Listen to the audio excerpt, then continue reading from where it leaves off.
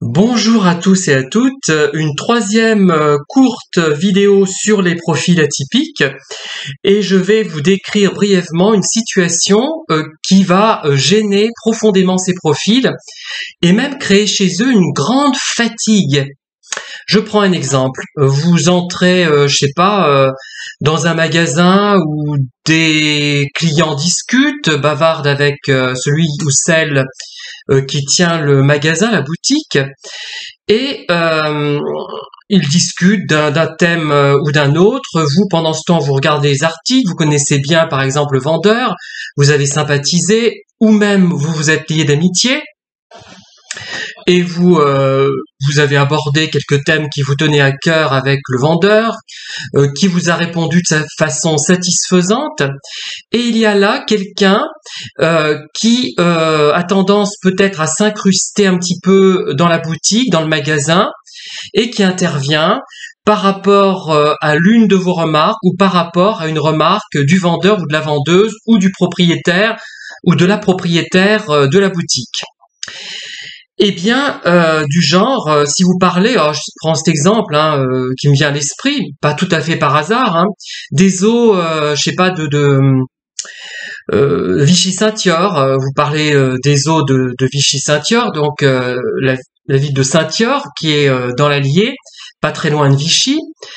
Et oui, donc à telle époque, ils s'en buvaient beaucoup, ce que dit de façon pertinente la personne qui tient la boutique, et le type ou la femme qui s'incruste va dire ah oui, et il y avait aussi une autre boisson en même temps qui était pas très dosée, elle était peu alcoolisée, 4 ou 5 degrés, ce qui fait que devait en boire beaucoup. Bon. Ensuite, vous parlez, je sais pas, d'un livre que vous avez écrit, et ils vont vous dire par exemple ça s'appelle Lettre à Yvonne. Ah, moi je connais une Yvonne, c'est Yvonne de Gaulle, la femme du général. Voilà. Bon, j'ai pris 2 exemples.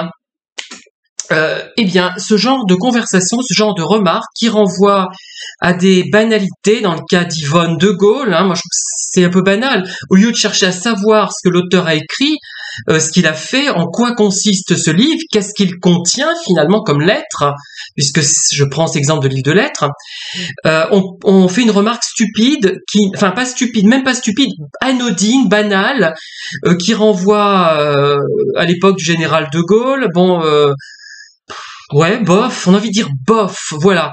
Et ça vous a presque pris de l'énergie. Ça vous prend de l'énergie, ça vous irrite, vous savez pas trop pourquoi, ce n'est pas méchant pourtant, mais ça agit à la manière d'un discours pervers finalement. Et quelqu'un d'atypique, quelqu'un qui a un peu de plomb dans la cervelle, qui n'a pas forcément une intelligence supérieure, mais qui a une certaine intelligence quand même, eh bien ça le lasse, une certaine sensibilité. Voilà, je crois que c'est ça le mot essentiel dans les profils atypiques. Et l'autre remarque, alors là, on parle d'eau de source, d'eau minérale, d'eau bienfaisante, et on renvoie de l'alcool.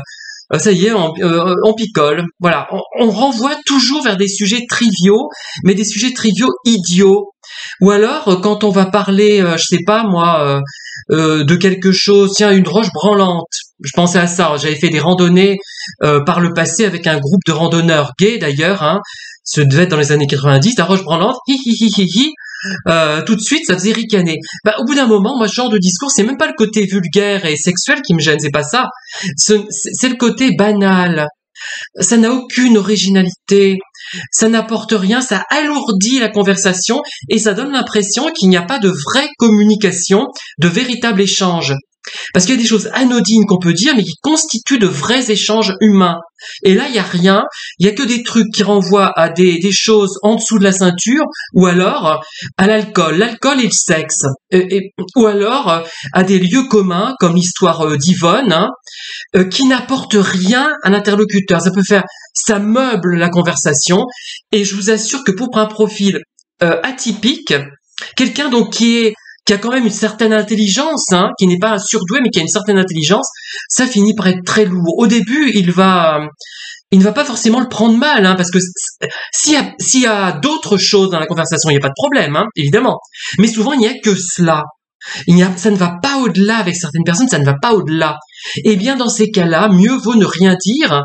Parfois, on peut être plus présent en ne disant rien, en souriant, en faisant un petit geste de la main, quel que soit ce qu'on fait, mais évitons ce genre de banalités qui vont créer soit une indifférence chez la part des gens lambda. Ça va les laisser complètement indifférents, ils l'auront oublié aussitôt entendu. Mais chez les personnes atypiques, ils vont ruminer ça, mais ils disent mais pourquoi ce bonhomme ou cette bonne femme, elle me sert ça, moi j'ai pas besoin de ça.